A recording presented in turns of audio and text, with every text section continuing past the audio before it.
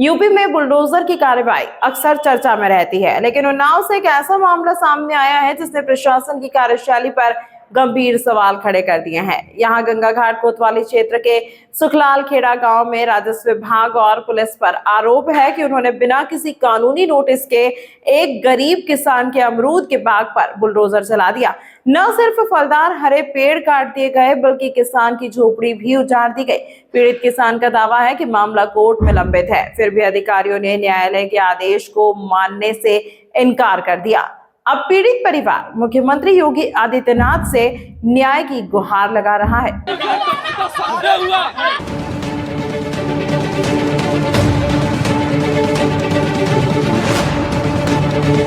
खेतों में बिखरे पड़े ये हरे भरे अमरूद के पेड़ और मलबे में तब्दील हो चुकी यह झोपड़ी गवाही दे रही है उन्नाव प्रशासन की कथित मनमानी की। मामला गंगा घाट कोतवाली क्षेत्र के सुखलाल खेड़ा गांव का है, जहां किसान का आरोप है कि बीते दिन राजस्व टीम और भारी पुलिस बल अचानक उसके खेत पर आधमका और बिना किसी पूर्व सूचना या लीगल नोटिस के बुलडोजर और आरा मशीन चला दी। मामला ये है कि बगैर नोटिस के आता है, जब मंगे करके चला जाता है। ये परसों अभी जानकारी मिली है कि परसों प्रशासन आया था, यहाँ पर जाके अतिक्रमण हटा रहा था, कि उसके बारे में क्या कहेंगे? कहेंगे क्या, गलत कर रहे हैं लोग।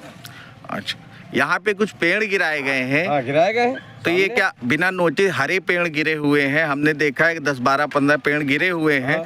तो क्या नोटिस दी गई थी? नोटिस नहीं दी गई, बगैर नोटिस के आए थे।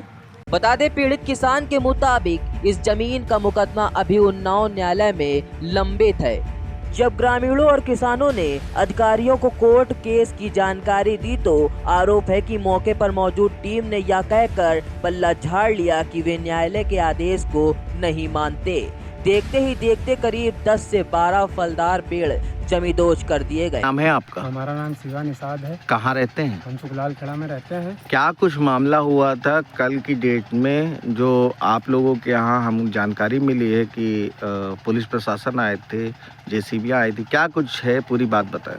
हमारे यहाँ ज़बरदस्ती कब्जा किया गया था, जो कि यहाँ के लेखपाल वगैरह थे, लेखपाल थे पंकज मिश्रा और तहसीलदार थे नीरज त्रिपाठी, सिपाही थे कमलेश पाल, जो कि हमारी मामी से बदतमीजी कर रहे थे और विदाउट नोटिस के आए यहाँ पे पेड़ गिराना चालू कर दिया। और हमने जब उनसे पूछा कि हमारे घर में किसी को गार्जियन को पता है, उन्होंने कहा नहीं पता है। और हमने ये भी उनसे कहा है कि मेरा मुकदमा कोर्ट में चल रहा है 2 साल से, लेकिन वो कहते हैं कि कोर्ट नहीं, हमें परमिशन मिली है कि हम आएंगे, और यहाँ आके तोड़ फोड़ कर गए हैं। किन्हीं ने आपको परमिशन दिखाई थी? कोई लीगल नोटिस दिखाई थी? कोई लीगल नोटिस नहीं दिखाई। आपको नोटिस पहले से कोई नहीं मिली? कोई नोटिस नहीं मिली। वहीं पीड़ित परिवार की महिला ने पुलिस कर्मियों पर बदसलूकी का आरोप भी लगाया है। उनका कहना है कि भूमाफियाओं की सह पर यह कार्रवाई की गई है। यहाँ पे जब नेकपाल मेरे यहाँ गए घर पे, कह रहे अपने पति का नंबर दे दो। हमने कहा उनका नंबर मेरे पास नहीं, हम पढ़े लिखे नहीं हैं, और मतलब इतना नहीं पढ़े लिखे हैं। और हमने कहा अपना नंबर दे दीजिए, हम आपकी आधा घंटे के अंदर अंदर हम आपकी बात करवा देंगे, जा रहे हैं। तो कह रहे ठीक है, नंबर दिया उन्होंने, हमें बात करने का, उन्हें या बताने का मौका ही नहीं दिया। और कानून भी था उनके साथ, पूरा प्रशासन था, और गंगा घाट की पूरी फोर्स भी थी, और उसमें नेपाल भी थे, और सब कोई थे, लेकिन हमें कोई बोलने का मौका तक नहीं दिया। आपको किसी प्रकार की लीगल नोटिस मिली थी कि आपका खेत इलीगल है या किसी प्रकार का जो है इसमें अवैध कब्जा है? कोई ऐसी कोई नोटिस मिली? नहीं। आपके परिवार को कोई नोटिस मिली?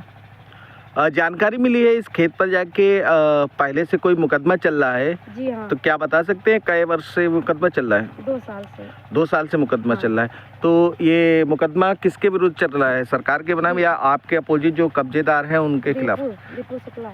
दीपू शुक्ला कौन है? यहाँ के जो भूमाफिया में वो जो कब्जा करते हैं वही हैं।